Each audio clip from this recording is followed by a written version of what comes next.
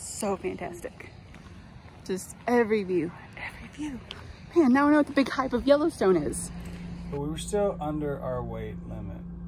Are we? We are Ryan and Venice, and along with our 4 children and 2 dogs, we are traveling around the country in a 300 square foot motorhome. We share how we work, homeschool, and play as we focus on faith, our family, and all the fun in between. We are the RV Adventure Family.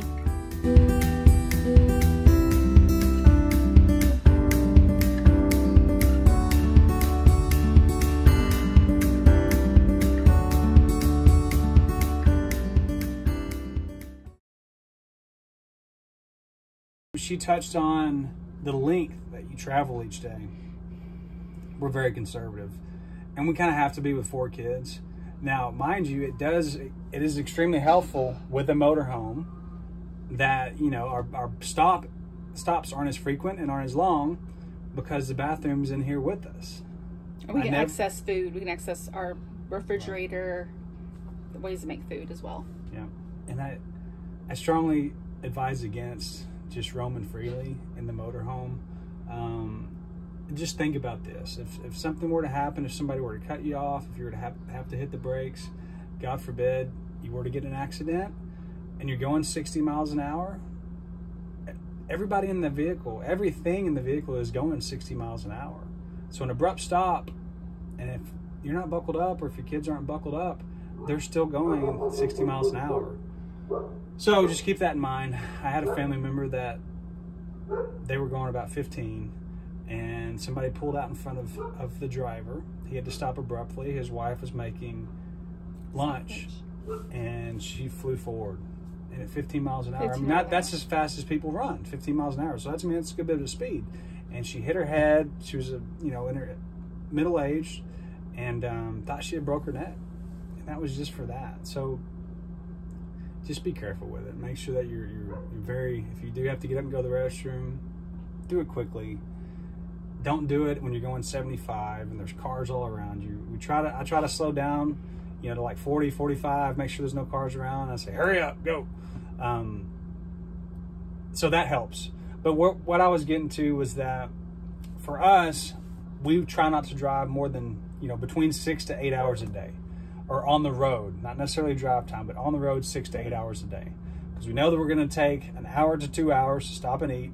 We're going to have to stop several times for whatever the case is. We're going to stop at least once for gas, right? So for us, that is about 4 hours of Google Map time, okay? So when you pull up that map, Google Maps says 4 hours, that's a day for us, okay? And we've learned that that's not going to wear us out, and that's going to be manageable. We learned pretty quickly on our trek to Yellowstone because I'd planned a retreat right before we left, and my always positive thinking mind is very, well, I guess this wouldn't be positive thinking, wishful thinking mind thinks that we can get there a lot sooner than we can. So I planned a retreat hoping that we could leave the Sunday that I got back. We didn't leave till 28 hours later, and which was fine. Didn't want to be in such a rush, but we had to haul butt to Yellowstone to make it, 1, to pick up our friend who was flying into Jackson Hole, and 2, to make a reservation to Yellowstone. One night I took a power nap and that was it in 24 hours. I literally drove all day. We slept at truck stops, at rest stops to get there in time, but we did it. But we were worn out in that Yellowstone trip. And that we decided that from then on, we would just take it as it comes, slowly plan it, and at least spend a week, if not more, at each campground. Yeah. And it was because of the unforeseen. We thought we were going to leave earlier. Yes. And we already had those dates planned, and we left a day late. So we were making up time. And it's very stressful, and for us, it defeats the purpose of why we're doing this. Because a big thing for us was just to slow life down a little bit, enjoy every moment with our kids. And it's hard to do that when everything's planned out, because back home in the sticks and bricks with your whole community, everything's planned out every day, and there's an itinerary. And so if we do that while we're on the road, then what are we really changing? So kind of the idea for us was a big change, to get uncomfortable for a little while and to roll with it, so that it makes us more resilient. Granted, we have a rhythm and a structure. Like he was saying, we only have a certain amount of time that we will travel.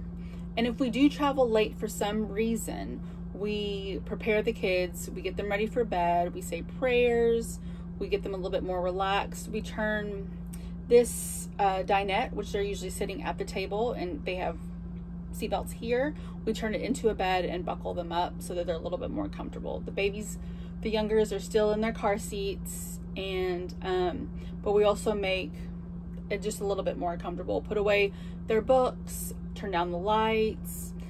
Every now and then we'll let them watch a movie, but it's very rare that we do that. We don't want them to get used to that. And make them comfortable for driving for a night. But we were traveling on that first leg of the trip to Yellowstone, and we actually rented a camp spot. One camp spot that we rented was in Paladero Canyon, was in Paladero Canyon, and we only stayed 8 hours during the day, from noon to 8 p.m. so that we could shower, take naps, eat. We grocery shopped, and then headed back out that night and drove all night. In that rush, that was probably the steepest hill I've ever been on in this rig. And it was a little concerning, and we were still new to this rig and hasn't been in hills at all. So we, to the point to where we disconnected the vehicle that we were towing. Called the Toad, T-O-A-D. Yeah, disconnected our Toad, and she drove it up the hills, and I drove this. And then we even put the kids in the car with her just in case. It was steep. It was probably a 20-25% grade, which is very steep. Right. For a rig like this.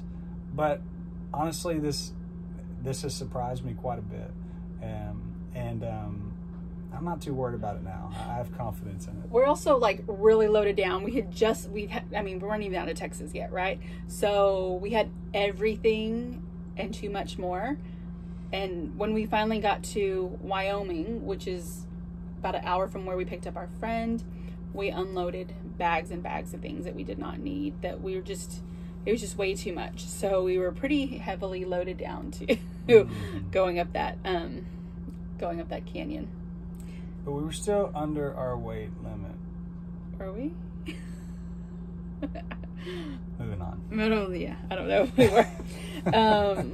Okay, so with children, it's really important to have a sleep time. It's important to have snacks and food available, which moves us into the next question: travel days with kids. So we try to make sure that we communicate with the children when we're traveling. So when they wake up, they know. Right now, their bunk is how we have it whenever we're stationary, and it is here. I'll just show you real quick. Let me just pick up the tripod, just easier. So it's down, but all their bedding is there. The bedding for the littles that sleep on the dinette, and the big kids' bedding.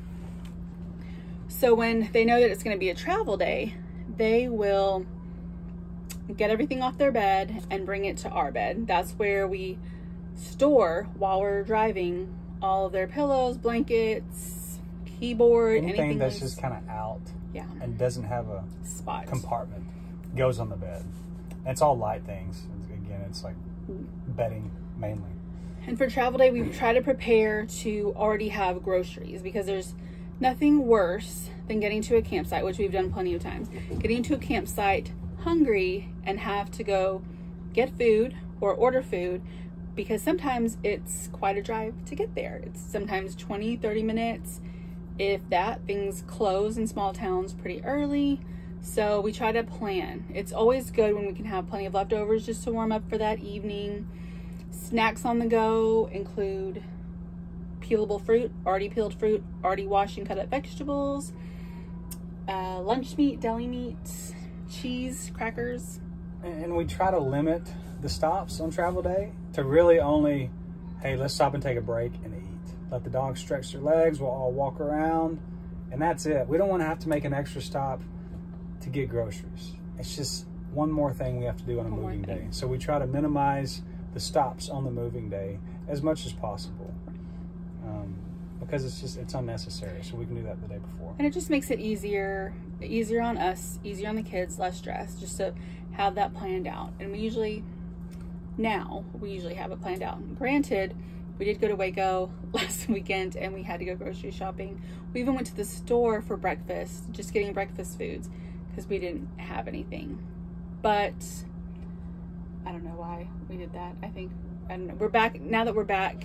Oh, because it was pizza night. It was mainly why it was we did pizza it. night. Yeah. Thanks so much for watching. Please like, subscribe, comment, and share if you found this helpful. And I'm going to leave you now with a little footage from our trip from Yellowstone. Oh my goodness. Just drive out in that field.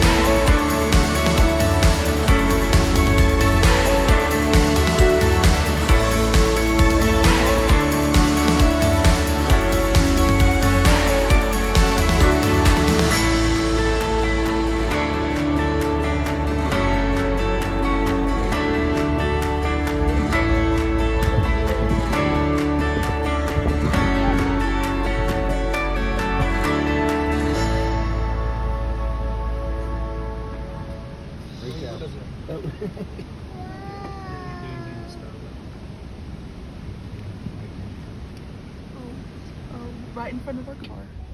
Oh, good. Natural.